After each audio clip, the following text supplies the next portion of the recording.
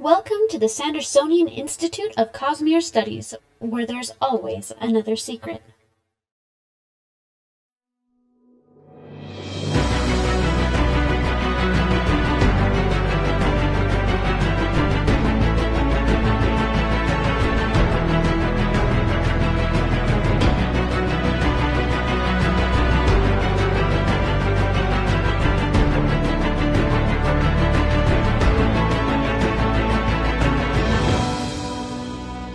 Welcome back, everybody, to episode 39 of the Sandersonian Institute of Cosmere Studies. Today is August 19th, 2019. And yes, in this episode, we are still on Roshar, moving into part 4 of our discussion of Oathbringer. I'm Bill, and I am joined, as always, by my multitudinous co-hosts, Amy, Jordan, and our guest host tonight, Aaryan. Welcome, everybody. Hello. Hi. Now, for those of you who aren't aware, but hopefully you are, because it's worth knowing, Aaryan is the host of another Cosmere-based podcast called The Worldhopper's Guide to the Cosmere, which you should definitely check out if you haven't already. So, Aaryan, you want to tell us a little bit about your podcast? Sure.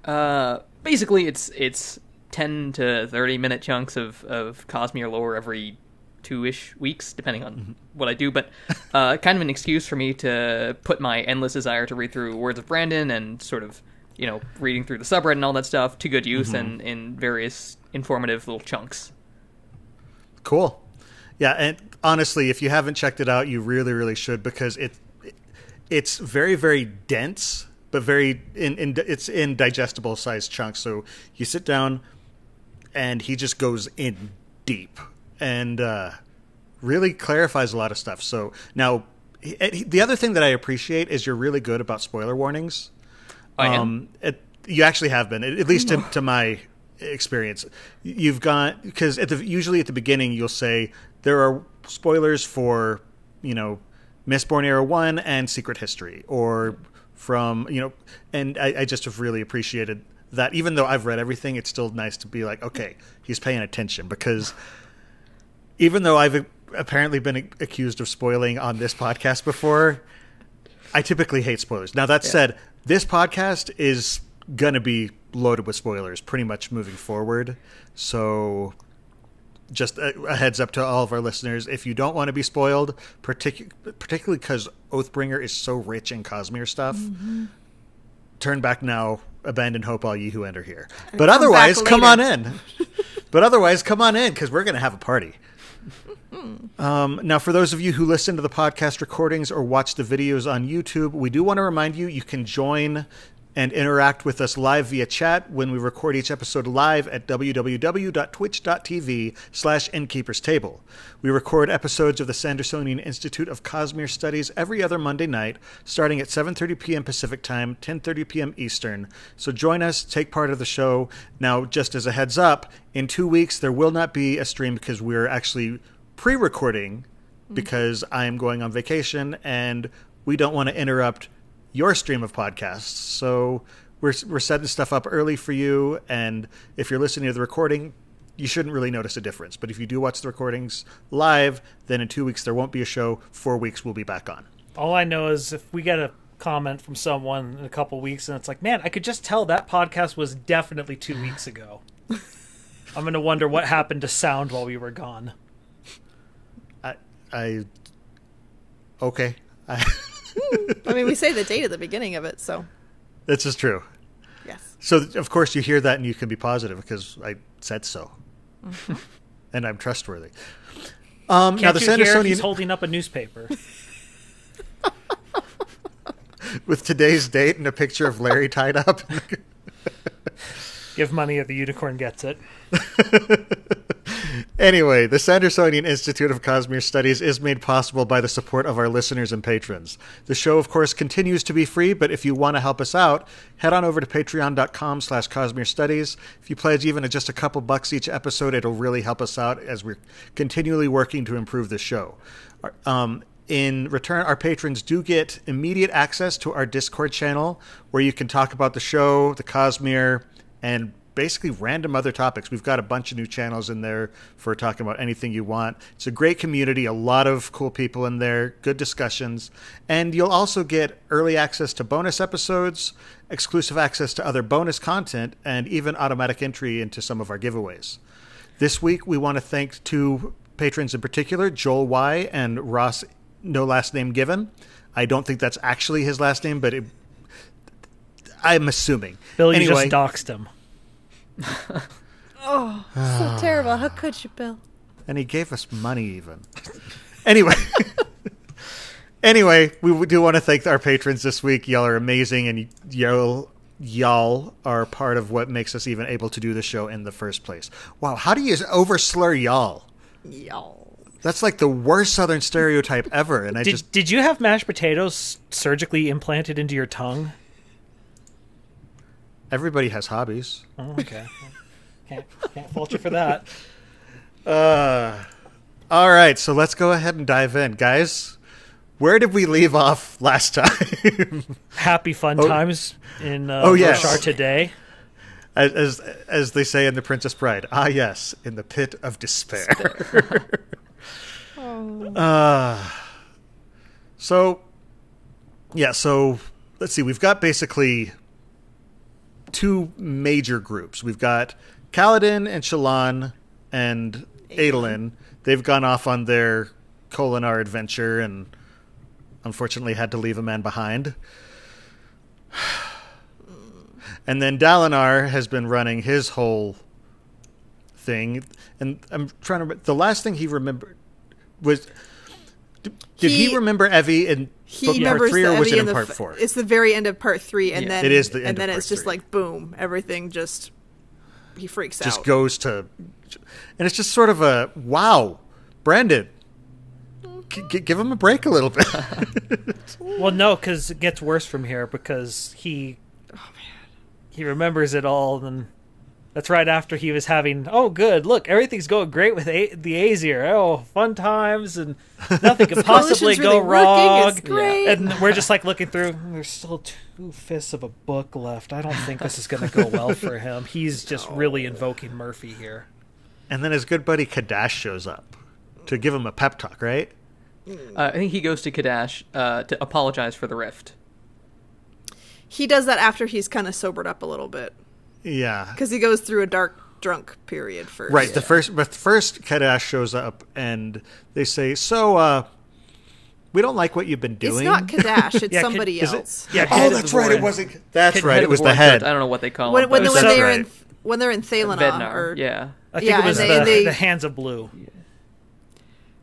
I don't remember what the group 2x2? name is. They were wearing blue robes, I remember. But yeah, so anyway, a bunch of Ardents show up and they have a chat with Dalinar that he doesn't really enjoy. They say, we don't like you going around saying that God is dead and may not have ever been God. And this is in the middle of him feeling the thrill again. Yeah. That's right. Smelling the burning of the city. Well, all because the problems. Yeah, he doesn't really know why he hasn't felt the thrill in the past. And so suddenly it shows up and he just starts thinking, oh, it moved. It's here now. And it's like that one roommate you don't want to see again because he knows all the things you did. Oh, man. But yeah. And so he uses the Stormfather to get out, and the Stormfather's not happy about it. My gosh, that was such an intense scene because it says he reaches beyond.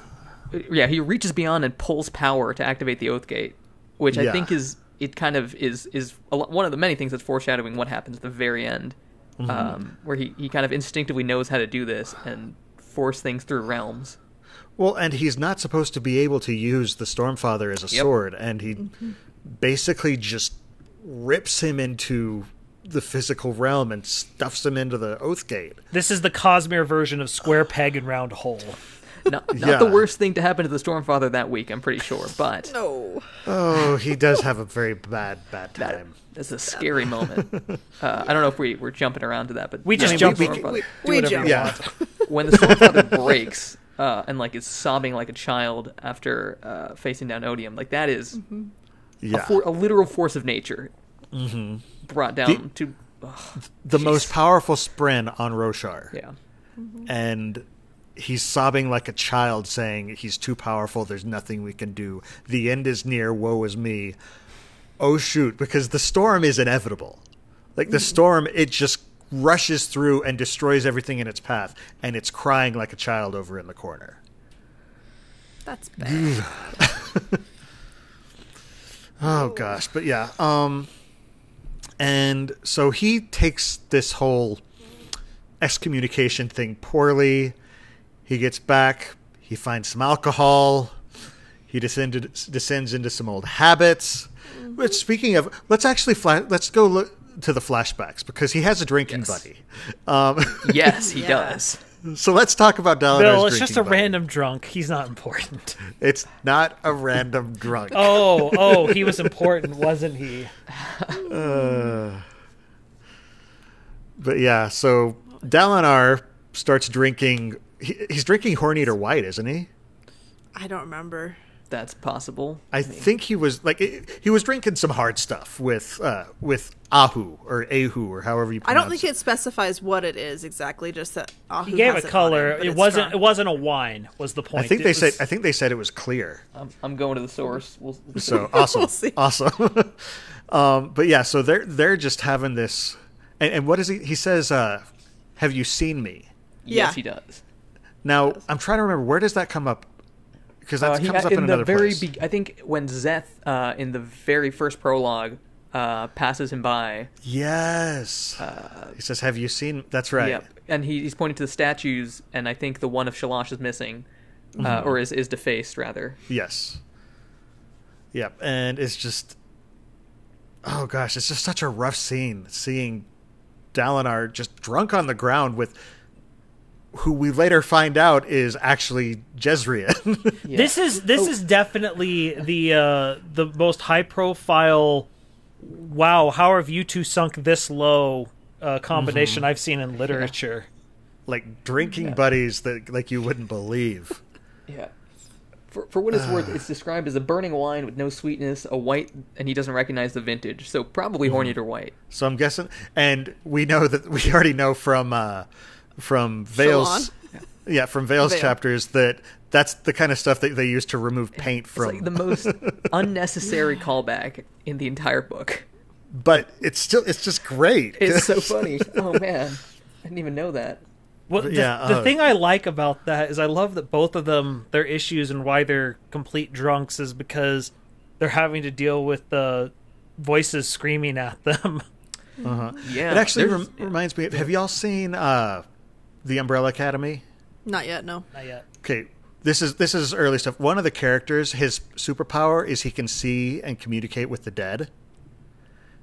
And he sees like all of them, and so he basically spends all of his time completely doped up out of his mind, because that's the only thing that quiets the voices.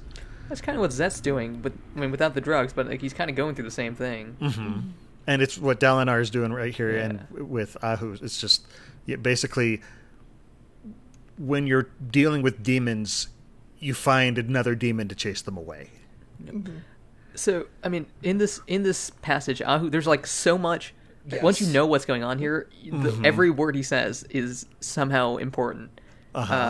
He's talking about like people chanting about ripping him up, eating his flesh, drinking his blood, which you assume is the torture of the fuse on Ashen, or not Ashen, Brace.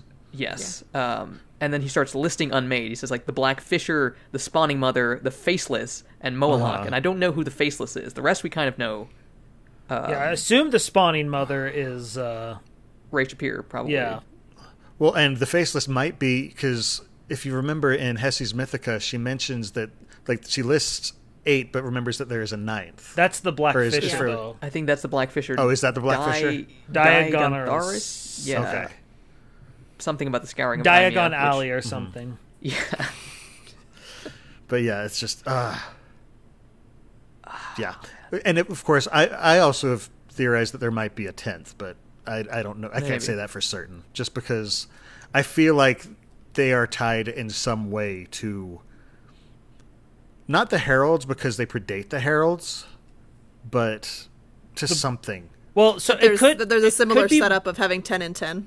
It seems like a corruption of honor, or it may just be that 9 is Odium's number. I actually do. I'm going to agree. I think it might be 10 because what I think it is, like, I don't have a lot of evidence.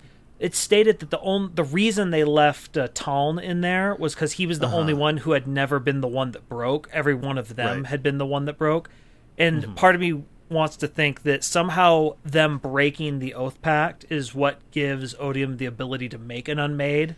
He somehow utilizes that, and because Talon hasn't done it up until now. Except that, didn't the Unmade predate the Heralds? Yeah. They do? Yeah. I, at the very least... Because I had the same thought, and then I realized there's the general Ba Ado Mishram who, gives power to the Fused. Yeah.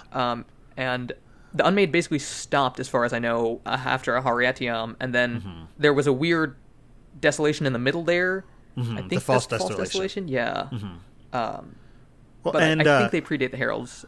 Yeah, I'm fairly certain they do. And Ba'ado Mishram, I personally think... Okay, this is pure aluminum foil hat theory speculation, not necessarily part 4 of the book, but still. I personally think Ba'ado Mishram is what was in Gavilar's orb. Maybe. Just because... I feel like it says something about... This is what granted them power, and I feel like that orb is like the King's Drop, in which they... Well, we do know it's a perfect gem because Navani in Part 5 confirms that Gavilar had something very similar. Were there multiple of those? In one of the epigraphs, it refers to "we, the keepers of the perfect gems," and so I'm guessing I don't know that they were all used. I don't know that they were all used, but I think that they were sort of prepared for... I think he gave one to Eshonai as well, I think. I don't think he gave it to her, did he? He tried to, and she wouldn't take it. Because he tried to give it to her at the beginning, and that's the same one that Zeth found, I believe. I need to check... I'm going to check I know he showed it to her, at least. I don't know if he offered it to her, but I know he showed it to her. At least per Coppermind, it says he gave it to her, but... Okay. I don't. It's been long enough. I don't remember exactly. Actually, now that you mention it, I think I did read something like that. I can't say for certain. I'm pretty but it sure does sound Seth familiar. somehow got a hold of it because I remember Brandon saying he kept it somewhere safe. So I think there's multiple. I think he does, I think there are more than just the orb. Now that you mention it, Jeez, got to catch them all. Yeah. But yeah, so basically, I'm thinking what happened is they imprisoned multiple of the Unmade. Yeah. Which is why they went away. Because that was sort of the big thing that they were doing, is trying to imprison them so that they wouldn't... I can't say words right now. So they would destroy the world, yeah. Yeah, basically. I do think Nargoel would be at least a fighting ghost type Pokemon. Jeez. Anyway. That's a good cricket. Thank you. That's a good cricket, yes. That cricket is good enough to get him immediate entrance into any WoW guild that he wants to. So let's get back to the modern storyline, because we did sort of go out. We jumped, yeah. Yeah. So after a while, while Dalinar is going off and having his little descent into despair, Navani, being awesome like she is, kind of holds everything together.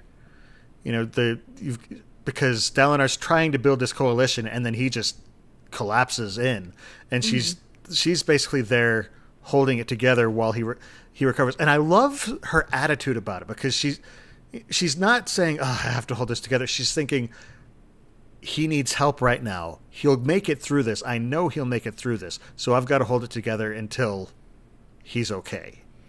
Yeah, just the support that she is for him, and that they are for each other. I love it.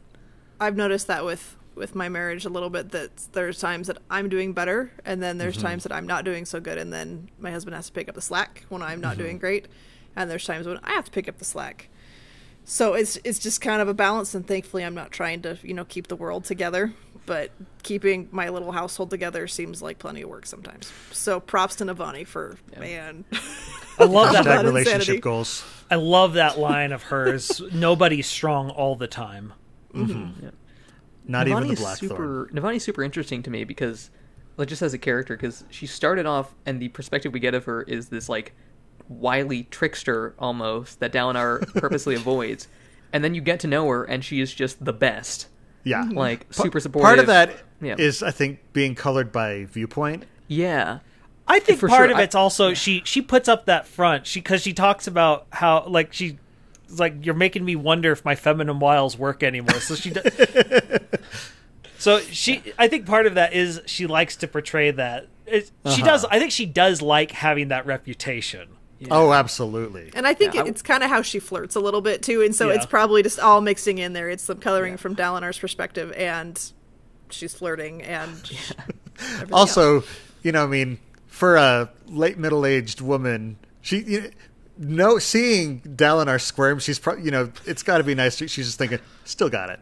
Oh yeah, yeah. But yeah, I love their interactions. They just, especially after all of the relationship drama starts getting out of the way and they start settling into actual relationship rather than, oh, are we dating or what's going on? Or, but once they accept each other and start actually committing to a relationship, they're just awesome. Yeah. Well, and this is something that I don't know. I've never seen this in fantasy. I've never seen like a middle to late age couple as main characters in a fantasy novel. Well, and as a budding romance. Yeah, it's. I've seen like one or two where they're already married, and it's like it focuses on the parents a little bit, and then it also focuses on their kids. But this is the first time it's like this is their romance, as a main point. There's a couple that I can think of, but that's spoilers for the books, so for non-branded books, so I'll just leave those out. I do wonder if it's something that Brandon maybe held off on writing until he had been married for a while. Honestly, I can see that working. Mm-hmm. There are a lot of different, like you can sort of see where Brandon is in his life. There's little touches in it that I'm like, wow, I've totally been Navani right there. And other things that I'm sitting going, yep. And other times I'm like, oh, I don't want to get there. But, Yeah. Now I relate to the parents a lot more in books than I would like to admit now. Yeah, you read Harry Potter these days, and it's a very, very different story. But okay, so Dalinar ends up though having another vision that's different from the rest, where he sees Noadon as an old man, and there's no storm going on either. Yeah, there's no storm happening, and Noadon is just this spry. Dalinar's like, how had this dour, defeated, glum person become this spry individual? Now, I have a theory that I talked to Jordan about on that. I can't say it for certain, but it's a suspicion. I think that this vision is very different from the others, and I think that Noadon is Hoid. I think it's Hoid doing a light weaving.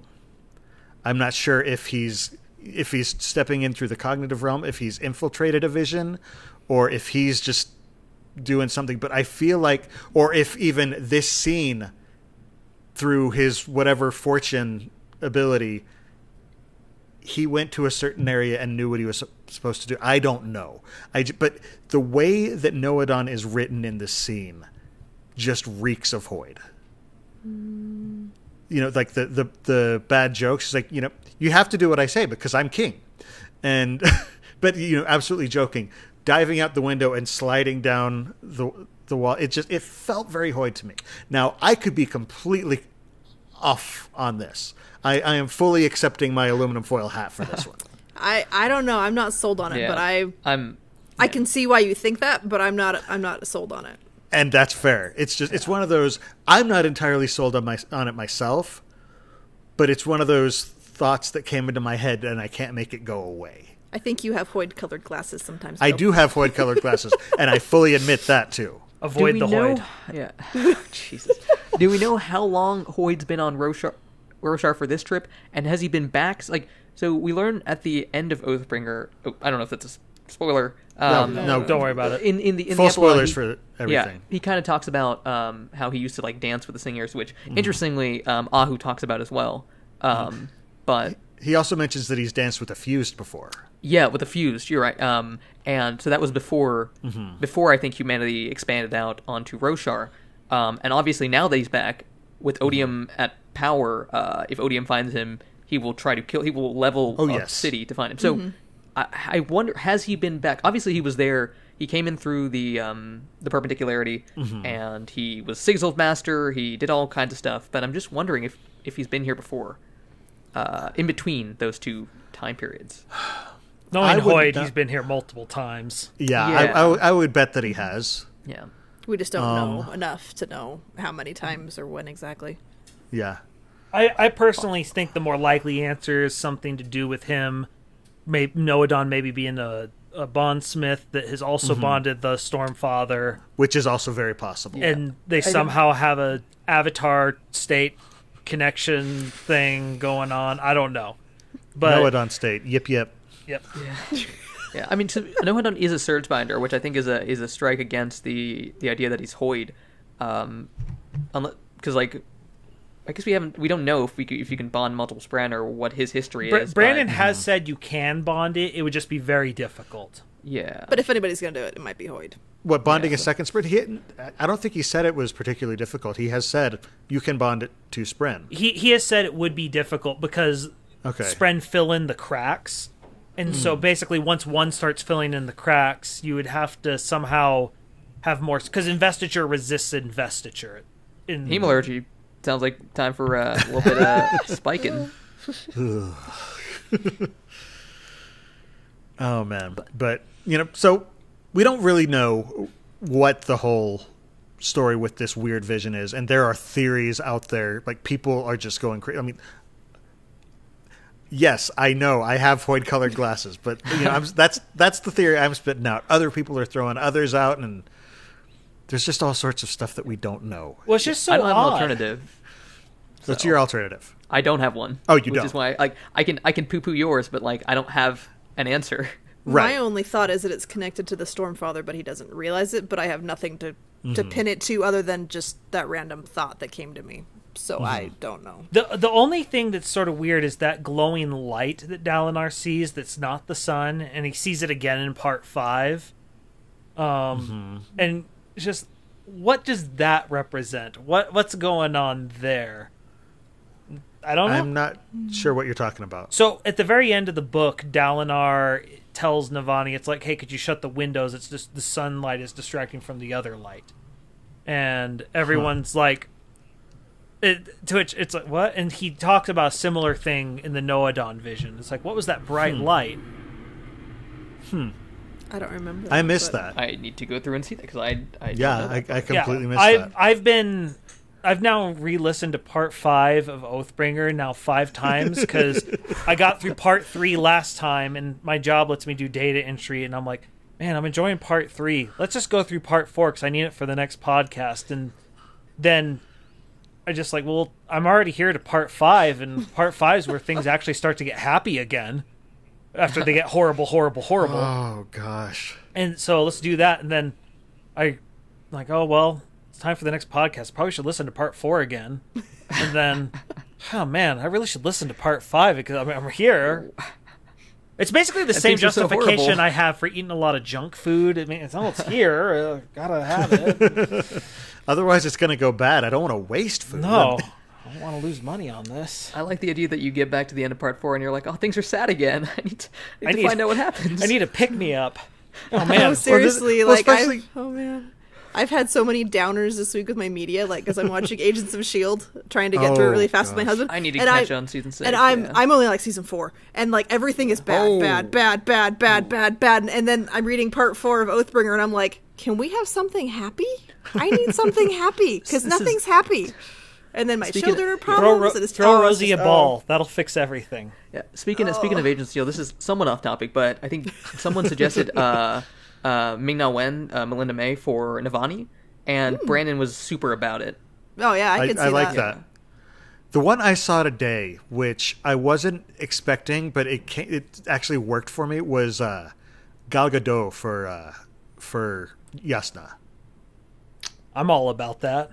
Yeah, I think Brandon is specifically pushing for Kaladin, Yasna, I think maybe even Dalinar and Navani to be Asian actors. Not that, I mean, Gal Gadot would be awesome, but I think those are the 4 where he specifically said, like, I'm willing to let most of the other ones go if this ever gets casted. So, obviously, fan casting could be whatever it is. So Gal Gadot is Israeli. Yeah. So, but she doesn't have the whatever scientific word is for their eyes. Epicanthic fold. Epicanthic fold. Like, it's always on the tip of my tongue, but I don't want to say it because I know it's going to come out like epidural folds, and that's just not the same thing. It's not on the tip of your tongue. It's in the corner of your eye. Oh, okay. That's how biology works. So, but yeah, so, anyway, fan casting aside. Yes. Then they start. Yeah, so Dalinar gets out of his funk. He pulls himself out of it. I did like there were little touches of Navani in the room. It's like, here's his clothes, here's a bath, here's all the things set out for him. It's like, you'll need all of this. I'll just set it out for you. She's just awesome. Yes, she is. And then he finally goes to a meeting. Go ahead. He comes in and everybody just sort of says, okay, and then Finn's just like, that's it? We're not going to talk about this? You just completely blue screened over there and left us in the lurch, and we've been trying to get things going without you. What's going on, Blackthorn? And I love, though, that he steps forward, he faces it, he's like, I was excommunicated, I handled it poorly, it won't happen again. I'm sorry about that. I apologize. and that's I was the whole wrong. truth, and nothing else. I'm hiding nothing else from you. But I love that, Finn just sort of looks at him, sees the sincerity, and he's just like, okay. Oh, well, my camera did go off. But no, Dalinar's interactions with the Coalition is very interesting because everyone has their various concerns, and as Dalinar says, he's not a diplomat. Yep. I like how Navani handles it with splitting up the responsibility, like uniting Roshar as a single government by giving the Azish the laws Azish. and Thalen trade. Azish. Okay, I tried twice, got both wrong. Awesome. But the Thalens get the trade. I guess the Alethi. Wow, get war. If they don't really have a homeland. They're so it's hard, support. They're the military. Yeah. Military support. Yeah. So almost like the High Prince situation. And then poor Sabariel. It's like, because he wanted trade, and she's like, "You come late to my meeting." That's not how we play. Yeah, this. she doesn't even say it. Just gives a look like, yeah, this is what you get. She's totally willing to be petty if necessary. we know how she is about people being on time. She's so big on it. She gave Dalinar a time leash in the form of a wristwatch. Yeah. But I love that he's like, she's trained me to use this thing now. I'm early to meetings now. Yeah. My favorite part, it dings now? It dings when there's stuff.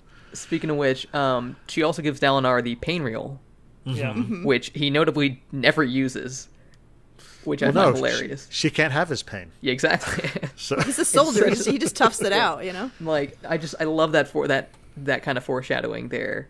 Oh, yeah. Never I hadn't even gives up thought pain. about that. I didn't consider that one either. That's a good touch. I like that. I think is part 4 also the section where Teravangian talks about how you managed to get a Spren into a Fabrial? It was either that or part 3. I think it must have been part 3 because I don't remember reading it. I think it was part 3. This is the part where we get to see him plotting behind, where he's plotting like the biggest political flank maneuver ever. Oh yeah, the black. It's also interesting. At one point, he says, "I'm feeling better today," and Dalinar's like, "Oh, that's good." And he's just like, "No, this isn't a time for hard men, or or something like that. For feelings, or I can't remember the exact words." Yeah. Well, it's like this is basically it's a time where feelings are necessary, is what he's saying. Because he's saying, I'm having a better day. It's a smarter day. It's a less feeble-minded day. Mm-hmm. But he's still close enough to the center that he's just like, oh no. Mm-hmm. And so it's just interesting seeing where to the points where he can actually recognize I'm drifting away from compassion. And but he's close enough to compassion that he recognizes that he's drifting away. that it's missing. This is also the section we finally get to learn a little bit about the Dustbringers, because Malasha... My gosh, Malata. She's scary. Well, Oh, and man. apparently she's... it's not just the Dustbringers, but apparently there are a lot of Ashspren that are very unhappy about the Recreants. Yeah. Are they the same kind as that were on the boat, that were the smoke type things? Or do we know? No, we don't know yet. No. Okay. No. But we are sort of we do need to get to, we still got to talk about Yeah, Zeth Shadesmar. and Shadesmar, because Shadesmar is a big deal. Yeah. This is the first deep look we get at Shadesmar, but we need to finish up a little bit about Yeah, should we talk about the Venli vision? Yes, the Where he Venli brings vision, Venli in? exactly. Yeah, so he decides he hasn't brought anybody into the visions for a while because he's afraid what Odium's going to do to him. But he's like, well, there was that one parchment. She's already parchwoman. She's already serving Odium, so Well, sure, let's bring her. It's the Stormfather who mentions that he's like, "Is there Right. anybody you can see, or do you know of anybody that we could influence?" And the Stormfather is like, "Well, there's one that I can sort of see a little bit."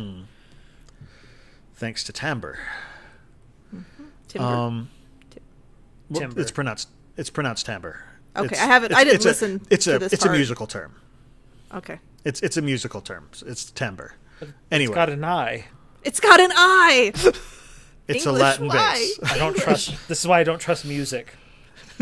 Anyway, so he brings Venli in, and she recognizes that she's actually hearing the normal rhythms, not the angry rhythms, the Odium rhythms. The death Yeah. metal. And she's like, I can't normally feel those when Odium's near, so he didn't bring me in here. Yeah. And then Dalinar comes in, and she's just like, Nope.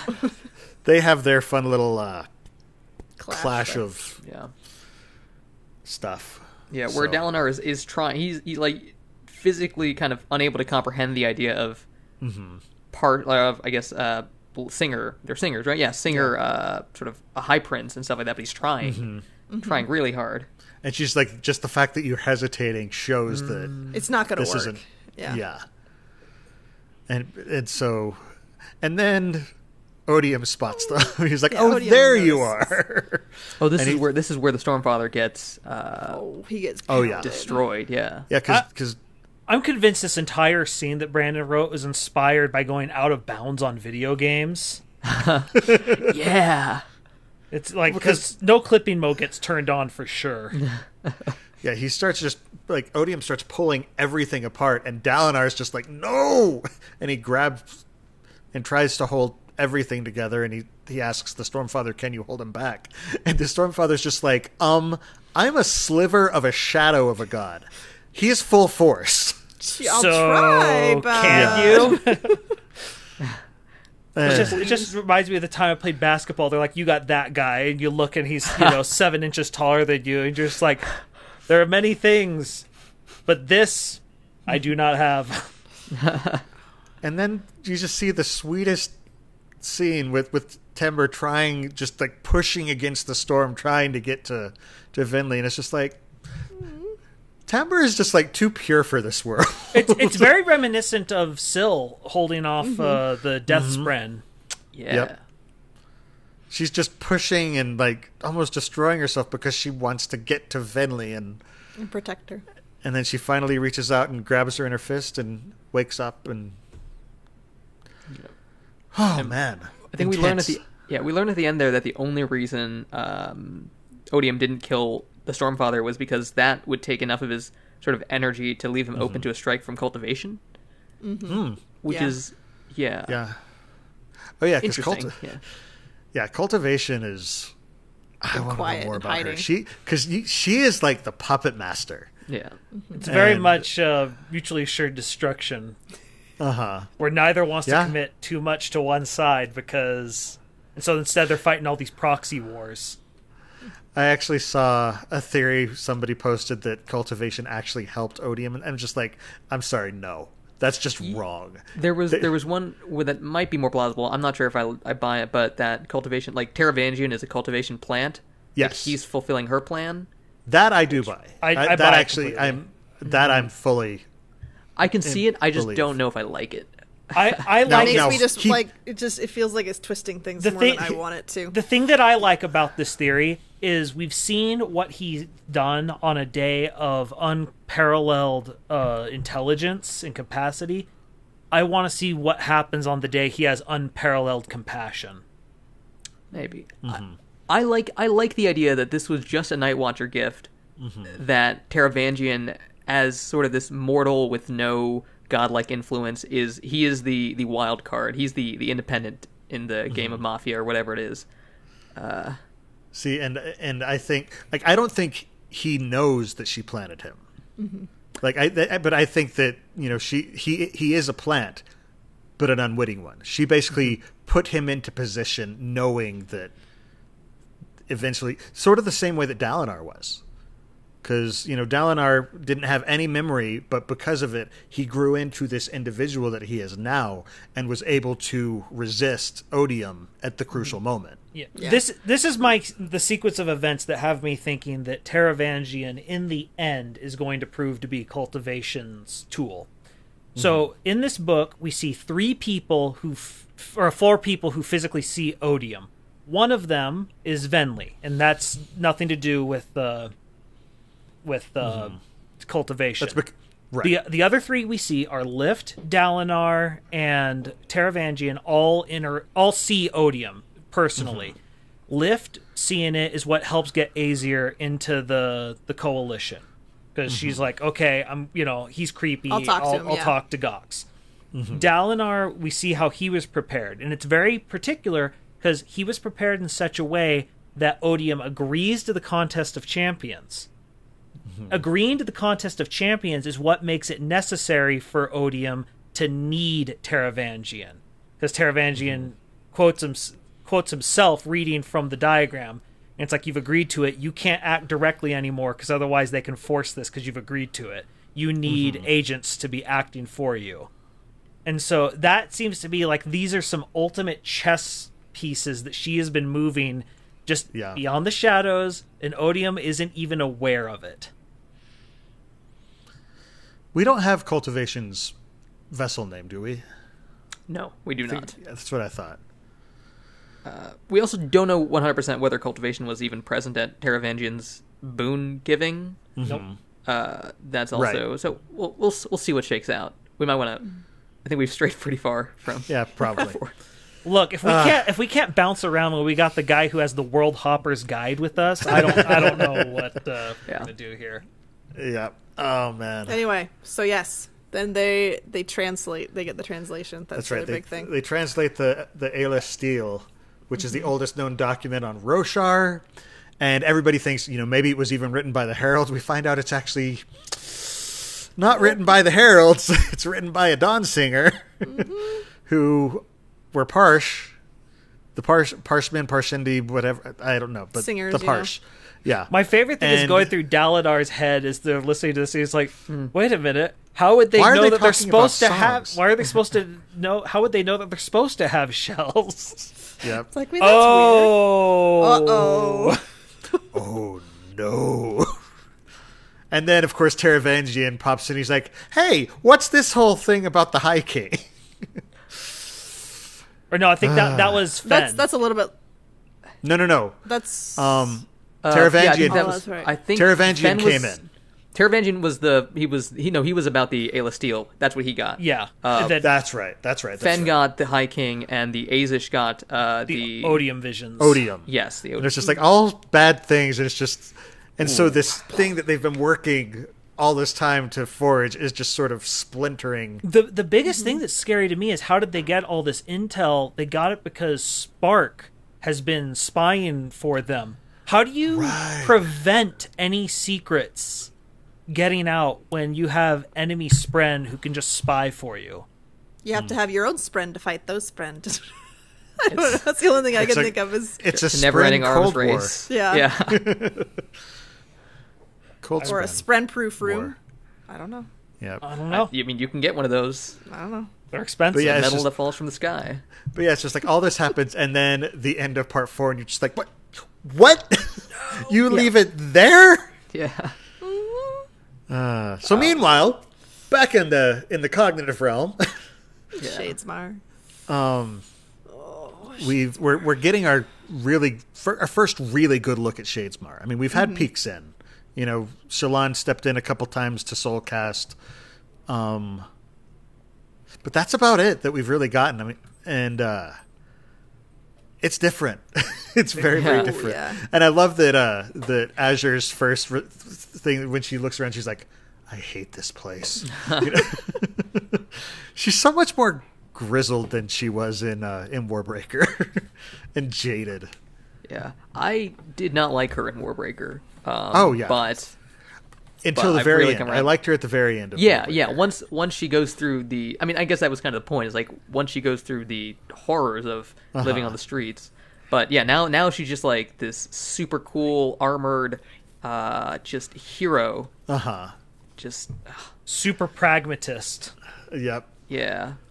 But she doesn't want to admit that she's a warrior either. She's like, no, that's not. I'm just a bounty hunter. Well, basically, she was an idealist, and she's become jaded. But she's learned how to channel it. Now, one thing I noticed, so they get picked up by a ship.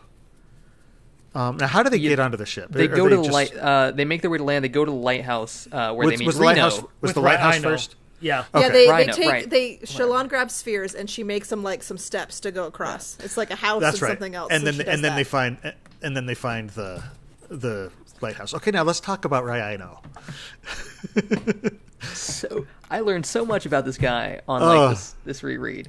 Yeah. So Brandon gave us a word. There was a word of Brandon where he hinted at it, where he referred to him as our oh so beautiful friend.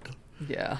And so Aaryan, why don't you tell us about that? Well, okay. You guys remember Elantris, that super cool book from like, I actually don't know when it published, but there's that one dude who gets thrown in a pit because he's a Hoed Elantrian. Well, he's back and he's now the lighthouse keeper, and he also possibly has the first heightening, which is awesome. Yeah. Well, and he also was apparently a member of the Irie. Yes, was that in the words of Brandon? That was word of Brandon. Okay, yeah. But because that was another classic word of Brandon that asks more questions than it answers. Well, like apparently, I don't think he was Irie before he went into the pool. No, I think the Irie must be a later development because Elantris happens chronologically very early. Brandon said the Irie predate the Sheod. Okay, well, you learn something new every day, folks. What's it called? It is. The Sheod is just what happens whenever they go through. Great, huge crack that comes into the Reod, land Reod, break things. Yes. It's the Reod, yeah. The Geode. So he said they weathered the Reod, and they predated it. So like when they say ancient, they're ancient. They're wow. So which makes it even more fun than what happens in Secret History. They get tricked. Yep. And yeah, so let's talk a little bit more about Rhino, because he was put into the pool and he became a lighthouse keeper, and then Kaladin shows up and they have their little chat where he holds out. In my mind, I just see a Palantir. It's sitting on a table, is what it is. It's sitting on a table. And right. he doesn't want Kaladin to touch it. And Kaladin goes out and touches it when he's not supposed to. Like, I just love don't touch it. What, this thing? This thing? What? Well, like he isn't even able to finish the sentence. Whoosh. And at the very end, he finishes the sentence, and so it's like, oh, that all happened instantaneously. Yeah. Real quick. And that's sort of what let Kaladin know about what was going down in Thalen City, or on Thalen, or is going to go down on Thalen Field. So he like the vision of Dalinar surrounded by 9 shadows. So someone pointed something out to me. That vision does come true, but not the way that we initially think, because Dalinar is surrounded by 9 shadows at the end, because he summons everyone, and how many people does he summon? He summons 9 people that are Radiants. Really? Well, because he summons he tries to summon one from each order, and he feels there should have been a 10th, but he can't. He's missing the... And it was Vinley.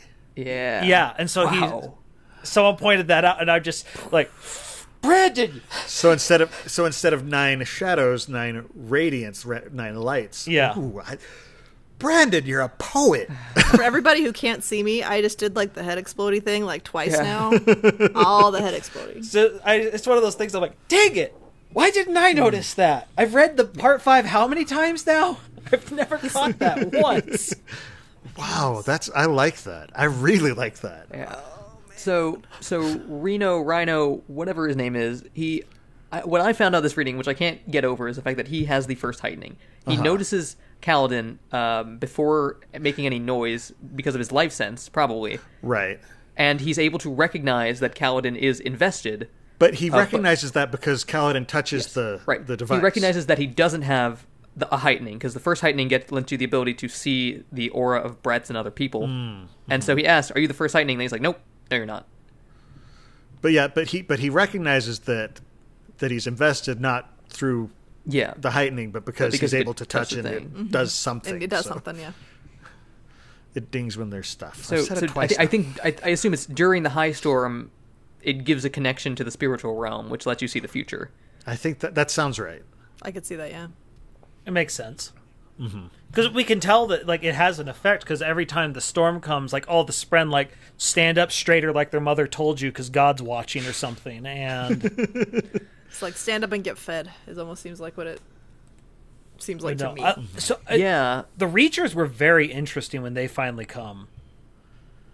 Just 'cause... Oh, yeah. So yeah, let's talk about the Reachers.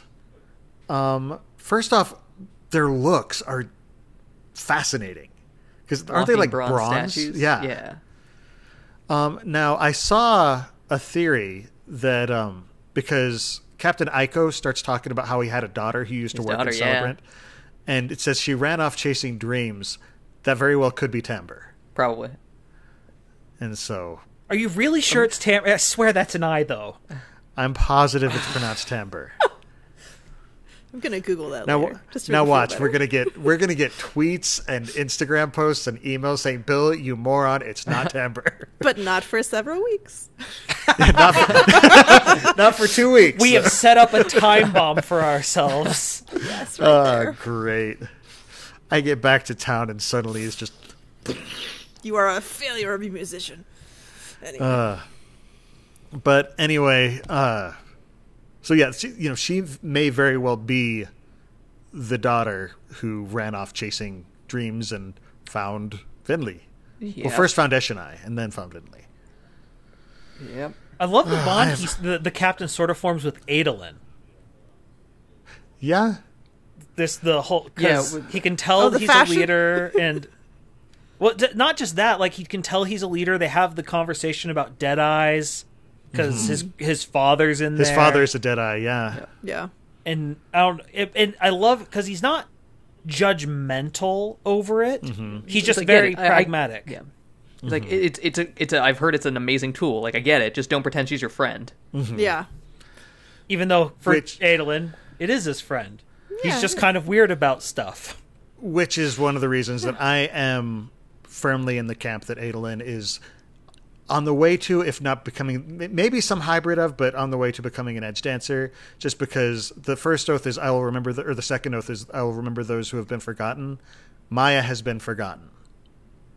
And so I feel like that's just another step towards, it would be a really cool scene, if Maya awakens and it becomes his friend. Plus, again, you have Adolin's fighting ability in an edge dancer, and that's just awesome. Zero friction. I'm down for that. I mean, his favorite stance is already wind stance, so... But he also used vine stance, which cultivation spren, essence... Yeah. So, what I also find interesting about this portion, a little before this, I think it's in the Reno chapter, the Lighthouse chapter, Shallan gets a message from Sia Anat. Yeah. Yes. I forgot to put that in the notes. Corrupted glory spren. Basically, Odium, I don't think trusts me anymore, but I've tried to lead them away. But they probably know that you're still alive. Yeah. But I've tried. I just love how freaky it is because they're like trying to hide from it. It comes down, like plops on her shoulder, just like it's looking at me. For some reason, I imagined, I don't know why, I didn't know it was a glory spren. As I remember it, it was like a raven. Like, for whatever reason, the mental image is like a raven plopping down and speaking to her for some reason. I mean, it's not what- the I mean, it's Spren not what and Shadesmar happens, but- looks so weird in my head. I can't ever quite Plus, picture it's a it. corrupted That's Spren, true. so- I saw the picture for the first time of like some of the Spren in the book. It's horrifying. Yeah, it's like, whoa, that's all sorts of freaky. Yeah. Like It's one of them some looks almost like Cthulhu a stuff frog, there. but like a frog crossed with a flower and just The anticipation Spren. No, not Yeah. anticipation. Oh, tongues. What was it called? Not anticipation. It's Anxiety? No. I No, think it is it's anticipation. Is it I think it was anticipation Spren Yeah, and 'cause- anger Spren, maybe. Yeah. anger and spread. anger. It's the blood. It's their drool pooling the on the other drool, side. Because I remember trying to look through and seeing like, well, what are these things? Yeah. But yeah. My favorite thing. So- I love the anticipation spread with Kaladin. He's like, "Go away," and like more come. He's just like, which only makes him more anxious. He's just like, "Son of a gun!" So much for stealth. As they're sitting here. That's the sound So- anticipation spread make, by the way. Totally. So interestingly, we learned a couple things in this part. Sihanoth refers to her process of corrupting as enlightening, Right.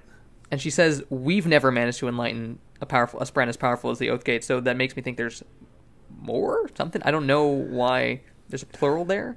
Does she speak in the first person plural or in the first person singular? She says our influence, and we've never managed to enlighten such a powerful Spren. But have we seen her speak in first person singular? Possibly. I don't know. I can't Good question. remember. I mean, Because like, it's been a while since I read part. I'm not I sure I if don't read that's a remember part vocal. four recently. I'm not sure if that's a vocal tick or if it's a reference Yeah. to another. But also individual. interestingly, Odium thinks Shallan is an Else caller. Because that has been passed right. on through other things. So which it's interesting. Like Odium is a weird force here because he is this all powerful entity that can bring the Stormfather to his knees, but he is limited in certain ways. He's limited. It sounds like his information is coming from whatever was being disseminated at Eritharu, and not some overall knowledge. It's interesting because in Celebrant, when things go horribly wrong, the Fuse come in to the doc guy, and they basically ask, and he lists them all out, and he asks for an ink spren instead of a cryptic, which I just found like interesting. I was like, I didn't catch that the first time around. Yeah, people don't like cryptics. Like they're just. they just don't trust them. No. I don't know if they're weirded out by them or if they. Or they like, find them.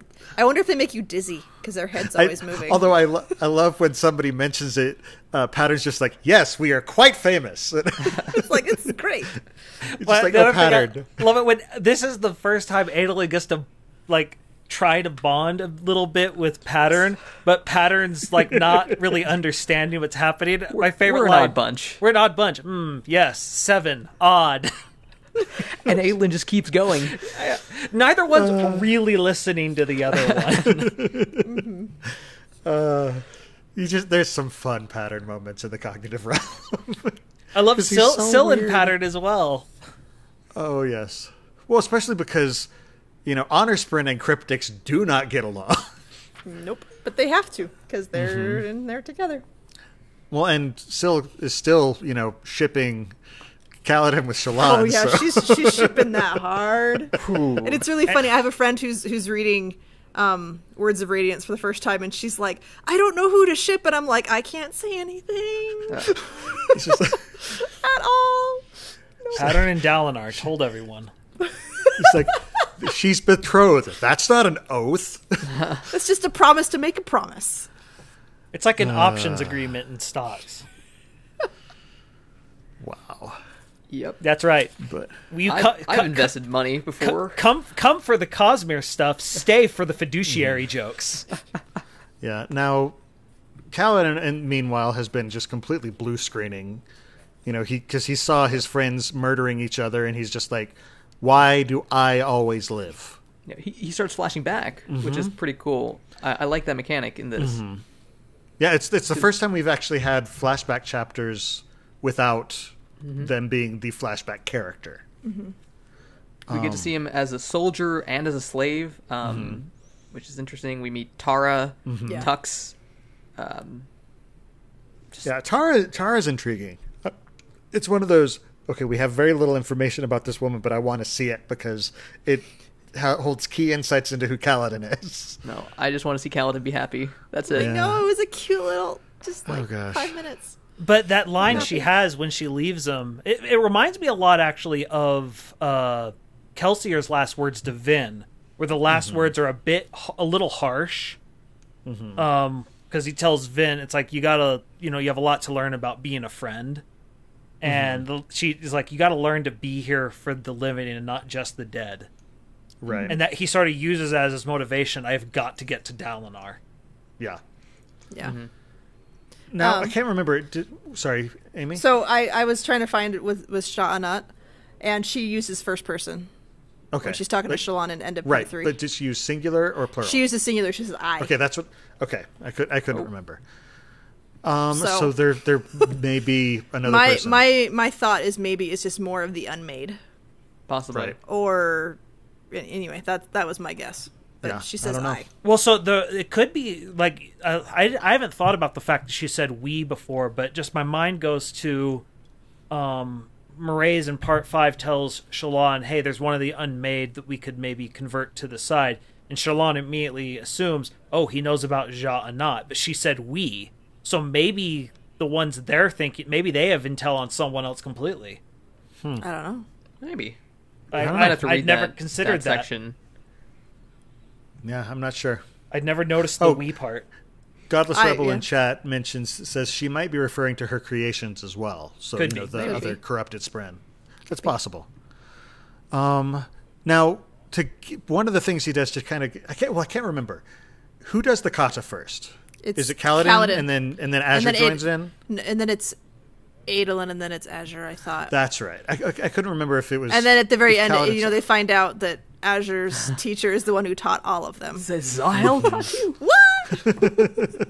All I know is I just man. imagine like the beach scene from Karate Kid as they're doing this, and Yeah.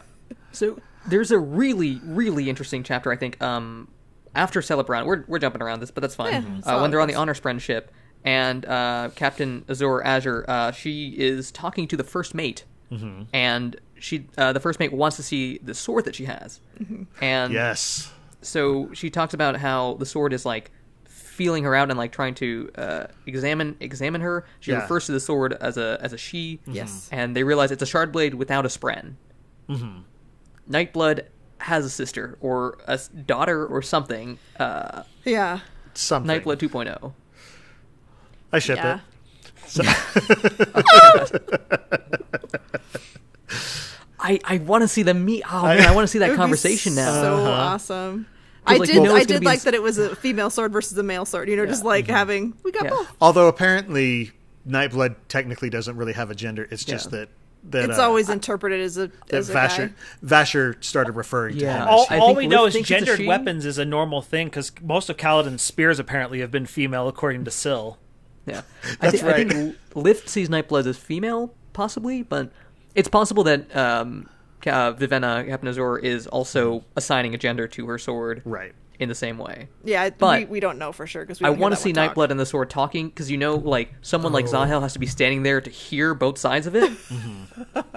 Well, the other thing that's interesting is, as of the end of Oathbringer, Zyle and Nightblood are both Kholin property. Yes. Like, in the most love literal sense of the... Yep. And So it's happening.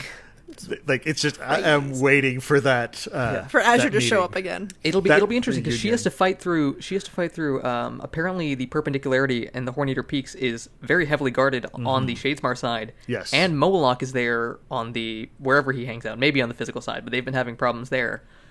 I don't know if we'll see that because the next story is a year later, so maybe she's fought her way through. All we but- know is we missed out on an epic fight scene. Is they're like, we cut those strips into those shapes that you wanted. You're just I like, know! no, I want to see it. She I is saw. ready to I awaken. finished. I finished rereading part 4 yesterday, and I was like, oh, "How did I not click into who she was so much faster?" When I read this the first time, I'm like, "There were so many hints." Now that I know what to look for. Yep.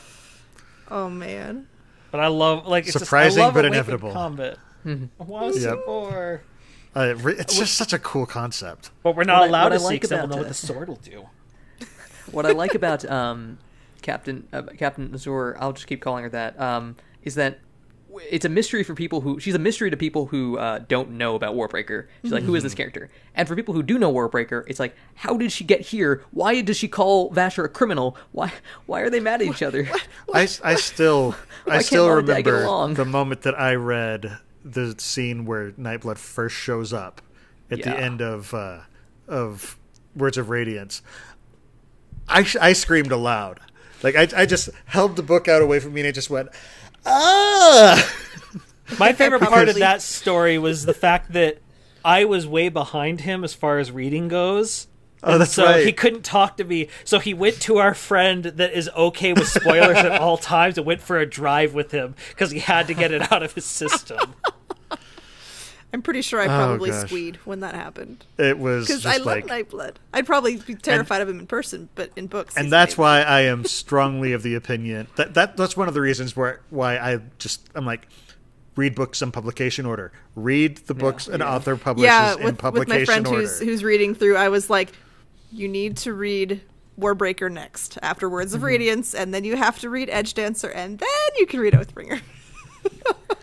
Well, no, but like I wanted Warbreaker before Words of Radiance. Yeah. Well, yeah, it was too late by that point. Because just that scene is just so cool. Yeah. She was already reading it, so I couldn't really tell her, like, no, you have to stop to find out about the magic sword. Hands, and you put Warbreaker in. Oh, gosh. Don't you have Emergency Warbreaker in your car? I actually do have 2 copies, but it's not in my car. It's because I took it with me to Britain. Because I was reading it for the podcast. Well, and the funny thing is, when Warbreaker first came out, I read it, I was like, okay, it's good. Now, I read 3 different drafts of it because he published it as he was I think I read online for free as he was writing it. I think I read 2 drafts of it. Mm-hmm. But I remember thinking, okay, this is good. It wasn't as good as Mistborn, but it was good. And now I'm just like, oh my gosh, that was so much better than I thought it was. There's so much in here. See, most of these. I read my first Sanderson book in 2017. Oh wow! So most of these are super, like, maybe 2016, but most of these are like things I've kind of found out. I'm waiting for. I'll finally be up to date on Stormlight when the Rhythm of War comes out, and like I want to see a moment, like, because the Nightblood thing kind of was spoiled for me. You Can't Have My Pain, like, but enough to still love them, but right. Just waiting to be on time. Oh yeah, it's nice to be current. Yeah, I didn't get current until Alloy of Law, I think, was when I finally got current. See, fortunately, I was current on the Final Empire. I think I was fairly current most of the way through, but I was behind a little bit on Oathbringer, but my husband didn't spoil anything, so that was good. Yeah, and then I became Cosmere aware when I finished the Hero of Ages, and just because like my mind was just like exploding, and I just immediately started looking stuff up because there are hints at a bigger story, and so I just started looking stuff up online. Ended up on the Time Wasters Guide, which was Brandon's website way before that he formed with a couple of friends, and suddenly people just start talking about, so, where was Hoyd in this one? And I was just like, what is Hoyd? What is a Hoyd? And then I just started digging deeper. Think we got that was actually our first episode title. So. Oh, that makes sense. But I was just looking through, and I just started thinking, wait, there's a connection? There's a connection? And that's when I started down the path that there is no coming back from. So we've been jumping around in the Cosmere a bit, and especially in Shadesmar. One thing I wanted to talk about is when they're in Celebrant and they're seeing all these different Spren and stuff, they go into a weapons shop. Mm-hmm. And there is a very obviously placed chain that costs 1,000 bromes of Stormlight. Yep. And it's just like, okay, what's the chain? Did you see Brandon's response when somebody asked if the chain had significance? That is big such Rapho. a big Rapho. Brandon started laughing and he says, that is such a big Rapho. Super big Rapho. I imagine it's like, the DM puts like a really expensive magic item in like your second or third session, is like, when you're level like 14, we're going to come back to this. It's like, super big Rapho, it's a chain. What's the chain, Brandon? I just have like no idea what it could be. The two big theories I've read that I like. One is the theory that it is maybe a chain to an actual soulcaster. And so this is something special about it that actually makes a soulcaster work. The other theory that I saw out there is that this is Dragonsteel from Dragonsteel From Yolen. from Yolen, but we're not getting that book until forever and a day later. So that's why it would be such a big Raffo, is because it's a, it'd be like hinting at aluminum, clear back in a Elantris. Mm-hmm. Yeah, that's going to be a book that when it comes out, my kids and I will camp outside the bookstore waiting for it. And I'm not even dating anybody, so. We also see in that same shop a distinctive red painting. Yes. It looks a lot like the one in Warbreaker that Lightsong has. Well, and they actually reference that because they say it's like these things are normally burned for their gods. In a far-off court of gods. How did I miss that? Oh, my goodness. And everyone sees something different when they look at it, and it's just... Yeah. I was reading too fast. No, I remember when I came across that, I was just like, I remember a red painting. I remember a significant red painting. Man. But I did like the chat that Shalon and Kaladin had about how he was asking her how she stays so happy. And she's like, I'm faking it. I repress it. Yeah.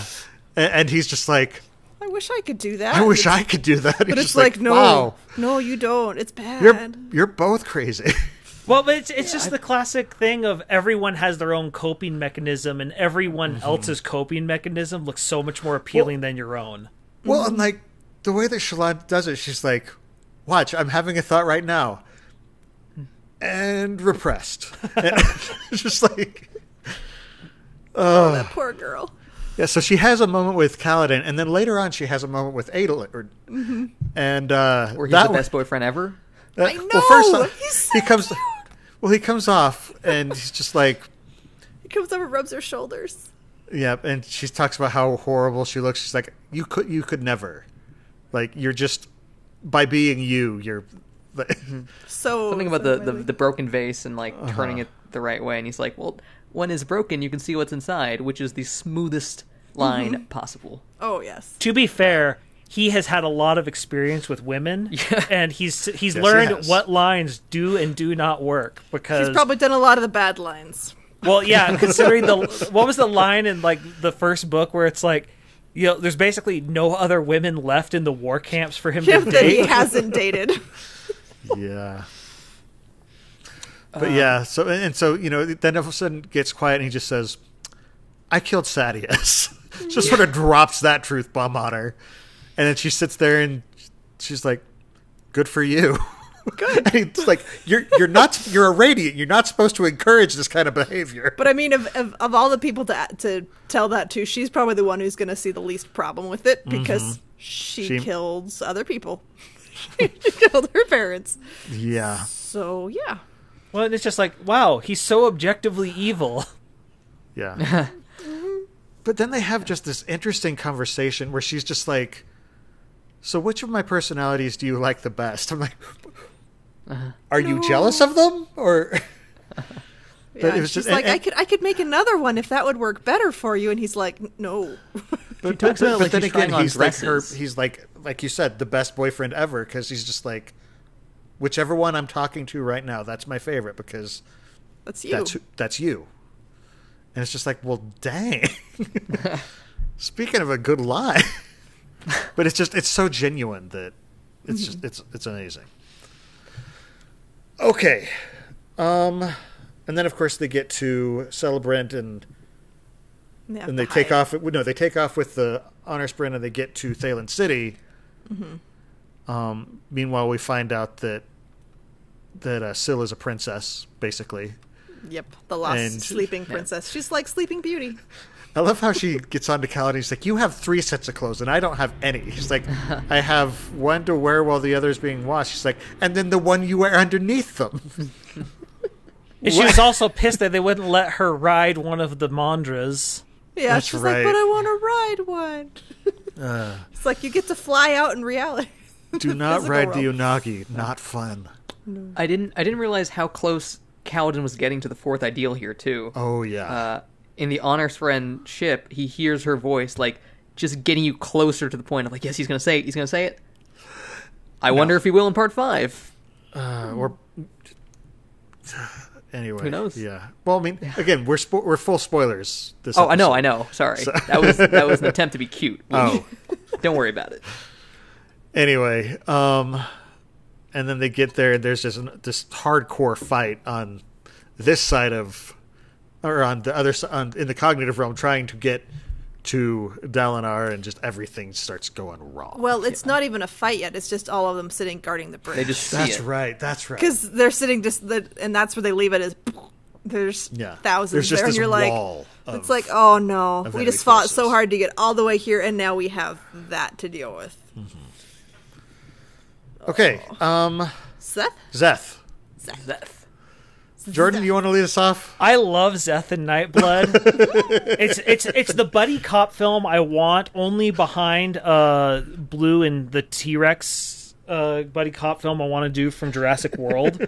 But beyond Rex that, and Blue. Rex and Blue.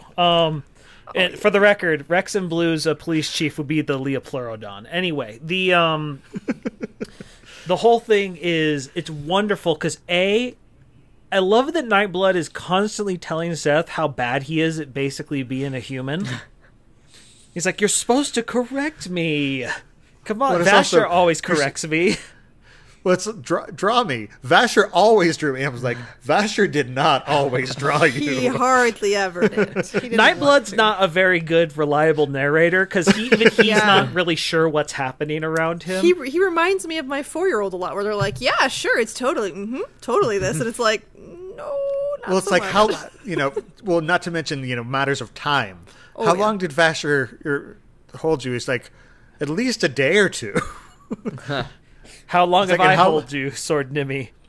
An hour? And, Or 10,000? Yep. Just Sword This is the Nimmy. first we see Zeth, right? Yes. Yeah. In the whole book. in this book, yes. Yeah, Yeah. and I love Yeah. so I love the test that the Skybreakers give him in the first part, where it's the Convicts? it's the convicts with the prison, and I love that Seth, who is much more experienced than everyone else here, starts to figure out what this is. He's like, this is clearly a test. There's more going on here, and he shows up and he's like, so got a writ of execution for this guy? Yep, first one we got. And just the crap pants crapping moment of what? And then Right Well, before he turns he into immediately smoke. draws Nightblood. Nightblood, and you just hear Nightblood destroy He's so evil. happy. He's like, he was evil. We're good. it doesn't cut him down. He drinks him in. What I love about this moment is that Zeth, like, he was like, oh, this is gonna be such a cool moment where, like, I kill this guy, and then he did not expect Nightblood to, like, start eating him. Vaporize him. And then, Yeah. like, the black veins up his arm, Yeah. too. And he's like, whoa, whoa, whoa. Less And he cool, did- less cool. I should have just used a regular sword this time. One, he's like, if I'm going to use you, I'm going to need a lot more Stormlight. Oh, it's such a great moment. But it also shows what the Skybreakers are doing, where they're trying to train their people not to just look at the basic thing that's context. happening. Surface. Look deeper, or what the actual cause of the problem is. Which makes it, because before they sound only they sound like the worst of D&D paladins, where they're just, oh no, we have to follow the rules because we're paladins. And it's like, but this person over here is clearly evil, right? And you see, okay, they're not just dumb paladins. They they have a process they're going through. But the second one is such a great non-fight fight scene. The paintball. Oh, the Paintball? Yeah. Yes. So, have y'all ever seen the old animated movie The Swan Princess? A long time ago, but yes. Yeah. This reminded me of the arrows of the archery battle scene where all the servants are running around. Not a band of animals. It's a musical number. He's got a bow and arrows, but the arrows have sacks of powder And they're shooting on musicians. the end. And yeah, they're shooting at the musicians as they're running around. I feel like I remember dressed this, as but I animals. don't remember. I'll have to watch it again. Anyway, It's been a long time. this scene reminded me of that. Well, and I love how it's, they're sitting here flying around, and Zeth is clearly the most experienced of them. And he's exulting in the fact that, wow, I can hold in so much stormlight, so much better. And as he starts to enjoy it, immediately pangs of guilt. It's, I can't enjoy anything. I'm a horrible Yep. person. If I'm gonna continue living, it can't be a life anybody would envy. Yep. Yeah. Oh, it's gosh. such a dark thing, and I love that he's like shown. Man, look how awesome I am! I'm gonna do this, this, this, and then his Stormlight runs out. It's like, man, you and Kaladin have a lot in common. And then just immediately, the moment he's not moving, it becomes a scene out of like a '80s sitcom with dodgeballs. Just Yeah. Oh, Yeah. But then that reminds me. What? No, Vaguely, this we can get back to that in a sec. I just love the moment where Kaladin, when he gets close to the fourth ideal and starts drawing in Spren and looks like a god, and Adolin just looks at him and he's like, oh, come on. He's not even trying. Like, they're just, like, both Zeth and Kaladin are such drama queens It is the when they try to be weirdest- as brooding as possible. It is the weirdest love triangle that isn't completely a love triangle, but well, really no, is. because But the third end of the love triangle is a triangle unto itself. that's true. It's a love It's a triforce. fractal. Yeah. It's just. But yeah, sorry, Zeth, that just reminded me when you're talking about Zeth. Oh, yeah. So I was, but just when he decides, he says, like he thinks back. What was the rule? Whoever comes back with the least marks, I'm in dips water. under the water And he was already in the water because he ran out of Stormlight. He's like, well, just get all the way wet. and swims back. Well, the other thing is he can't dismiss his sword, and he doesn't have any Stormlight, so he's just going back the old-fashioned way. Mm-hmm. He gets back, and he's like, "I'm sorry to have defeated you so soundly."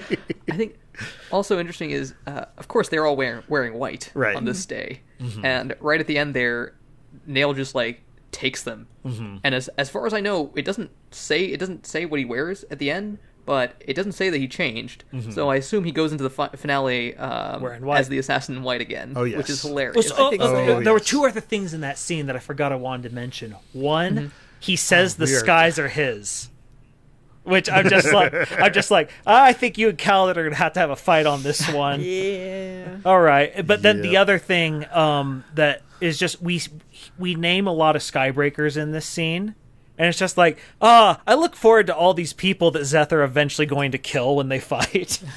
Yeah. Oh yes. And then there's Nail, dual wielding Shard Blade and Honor Blade. because nail. Yeah. Yeah. He's like Javert put up to like 12 or 13. But he talks about how he's flawed. This is where we kind of get a lot of Nail being like, I am not a sound judge, that you have to figure out your own stuff. And also, let me tell you about a little thing called a Hariyediam. And then it ends scene. I'm gonna. I need to tell you my two biggest secrets. Yeah. Yeah. Oh man, It's gonna But be yeah. a bit of a doozy. nail dual wielding is just sort of like whoa. That's scary. It's an interesting concept of the fact he's, as far as he knows, he's the only one who joined his own order, because all the other heralds didn't make oaths.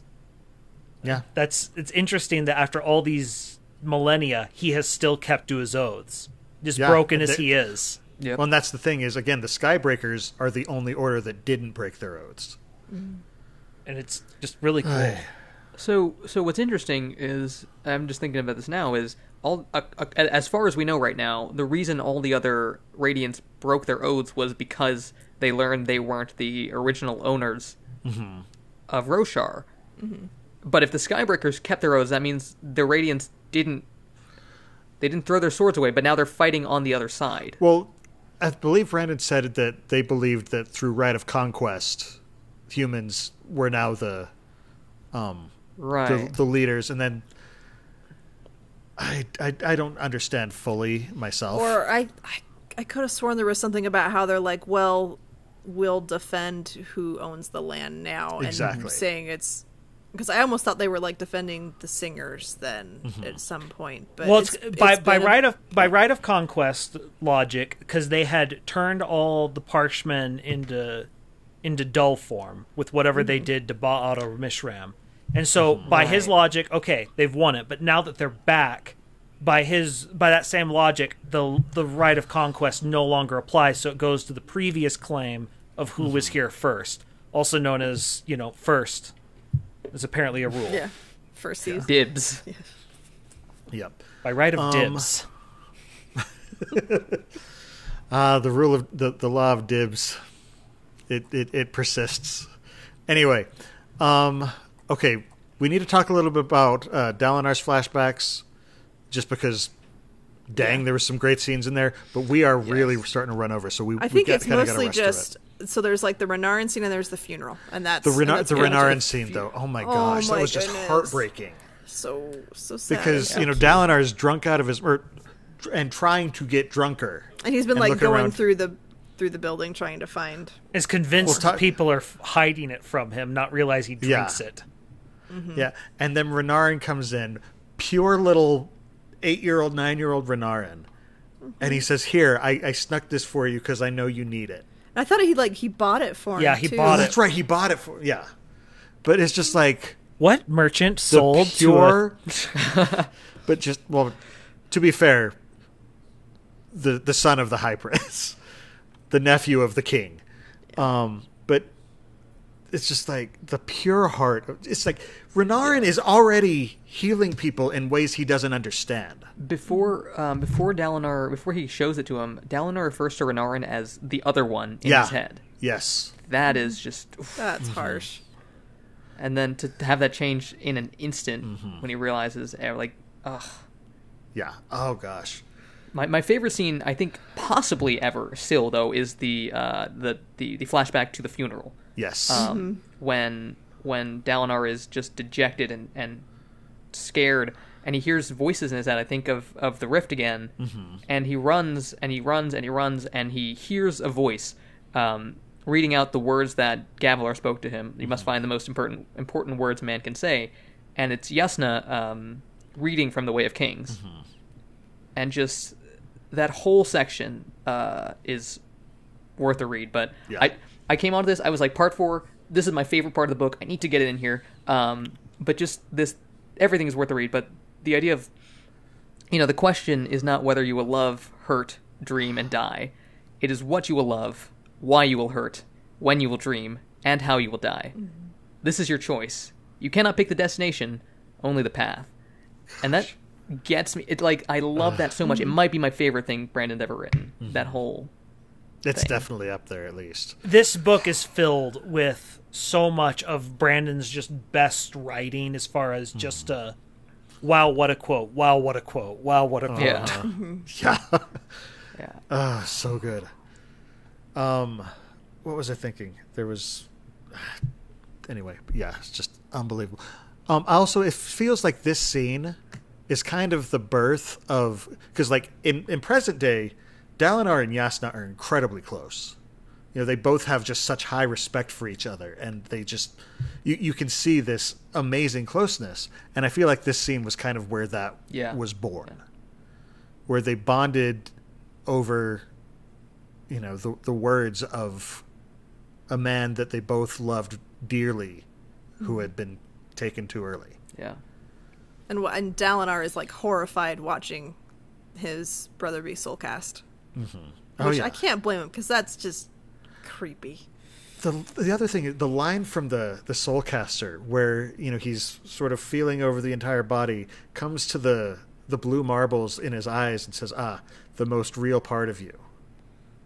And it's just it gives you a look into the mind of a Soulcaster. Well, yeah, I mean, it makes me think back on the other Soulcaster who's in one of the interludes. The interludes, yeah. Yeah. Oh, gosh. So much good stuff. And we've already talked about Teravangian. So, yeah, guys. And then, Dalinar, after the funeral, Dalinar decides to go to the Night Watcher. And that's the last thing with the Yeah, he tells Adolin, what you head east with... he's like... Well, we're going to take ships. We're going to sail around. I'm going to go first, yeah. But he's planning on sending just his troops, and he's going to stay behind and then go to the Night Watcher. And he gets delayed. And then he's going to go somewhere else and swear everybody... And in that scene, we're going to talk about somebody who shows up that I really want to talk about. Yeah. Anyway, moving on. So, thank y'all for listening. Aaryan, thank you for being here. It's been awesome. Thanks for having me. Now, for our listeners, we do want to hear from you. Your theories are what inspire us to look even deeper into the Cosmere, so let us know what you got. Plus, we just like hearing from you. You're great. We like you. You're fun. So write in, give us your feedback, ask us your questions, and let us know what you think of what's going on in the Cosmere right now. You can send all of it to cosmerestudies@gmail.com, and hopefully we might even get a chance to read your email as part of the show. Not tonight. We're way over time. Now, we've each got personal projects of our own. Aaryan, why don't you go ahead and start us off? Where can we find your stuff? Well, you can find me the Worldhopper's Guide to the Cosmere, iTunes, Spotify, Google Play, Podbean, whatever you use. I also occasionally conduct interviews and write articles for World Building Magazine, which is a cool online magazine for world builders, if you're into that. Cool. That's most what I got, but yeah, just thanks for having me, folks. World Builders awesome. is in like the Patrick Rothfuss thing? No, Okay. World Building Magazine is its own thing, just an online only. Because I think he has a group called World Builders. Yeah, there's like a doesn't he? foundation or a charity or something. Yeah. But Okay, I wasn't sure if it was the same thing. Worldhopper's Guide to the Cosmere. Come for the deep lore, stay for the radio voice. thank you. Amy, how about you? Where can we find you outside of the show? I'm on Facebook, Twitter, and Instagram. My Facebook is Coincidence Cosplay and Props. My Twitter is @CoincidenceCosp because my name is too long. And my Instagram is @coincidence_cosplay.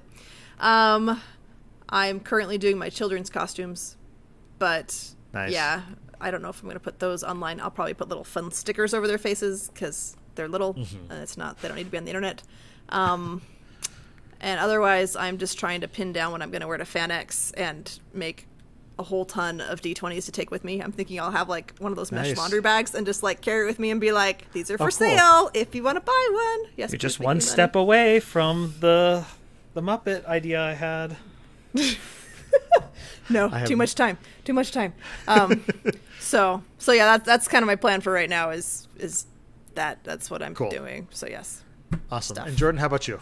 Twitch.tv/SplyStream. If you're listening live, we're about to conclude the playoffs to the first season of the Professional Amiibo League. If you're not listening live, come Saturday mornings for XCOM 2. You could potentially be a soldier, and I apologize to Dragon Riding Fox, who I got murdered last week. And if you watch, you might get to see me get murdered. So. No. For the record, I randomly got Innkeeper's Table as what's a Reaper. It's basically a Protoss zealot. And It's a sword guy. Yeah. It's a swordish fellow. Psionic, swordy chap. And Spearish chaps. he is definitely so far been the MVP. And we're all just waiting for the moment where I do something exactly wrong and get him murdered live on air. So come for the ticking time bomb that is the end of our friendship.